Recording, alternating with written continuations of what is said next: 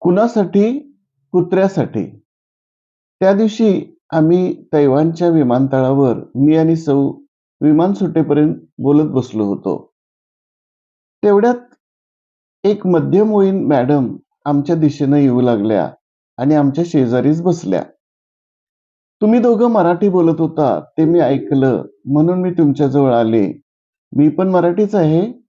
माझं गाव रत्नागिरी, पण मी सध्या मुंबईतच असते. त्या शुद्ध मराठीमध्ये बोलत होत्या.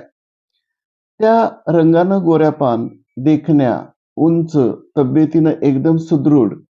त्यांनी काळा कोट घातला होता. केसांचा बॉबकट केला होता. केसावर गॉगल ठेवला होता.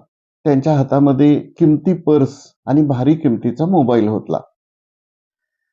तुम्ही कुठले आहात? त्यांनी विचारलं. आम्ही कोल्हापूरचे. मुलग्याला भेटायला आलो होतो. आम्ही सांगितलं. तुम्ही ट्रिपला आला होता काय? मी विचारलं. होय, ट्रिपला आले होते, पण मुंबईहून मेसेज आला. आमचा डॉग आजारी आहे. त्याला बघायला चालले आहे. त्यांनी सहज सांगितलं आणि मला आश्चर्य वाटलं. काय? कुत्रा आजारी आहे म्हणून तुम्ही ट्रिप अर्धवट टाकून चाललात? मी आश्चर्यानं विचारलं. होय, तो डॉग आमचा फॅमिली मेंबरच असल्यासारखा आहे. त्याला मुंबईहून स्पेशल विमानानं पुण्यात आणलं आहे. तो डायलिसिसवर आहे. मला हे समजल्यावर मी ताबडतोब तिकीट काढलं आणि त्याला पाहायला चालले. पण या गडबडीत माझ्या पीएचं तिकीट मात्र मिळालं नाही. त्यामुळे मी एकटीच चालले आहे. आम्ही उत्सुकतेनं ऐकतोय म्हटल्यावर मॅडमच पुढं बोलू लागल्या. मी तुमच्याबरोबर तैवानहून बँकॉकपर्यंत आहे. बँकॉकहून मुंबईपर्यंत आहे. मुंबई ते पुणे माझं स्वतःचं विमान आहे. त्या विमानानं मी पुण्याला जाईन दवाखान्यामध्ये.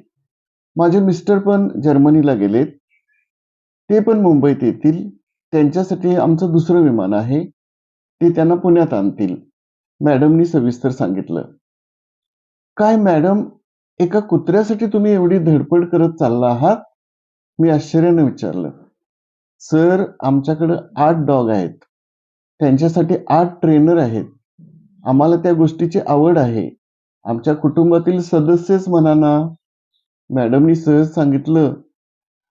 आणि मी तैवानमध्ये अनेक गोष्टी पाहिल्या, पण सर्वात जास्त आश्चर्याची गोष्ट ही मला वाटली, की त्या एवढी धडपड कुणासाठी करत होत्या?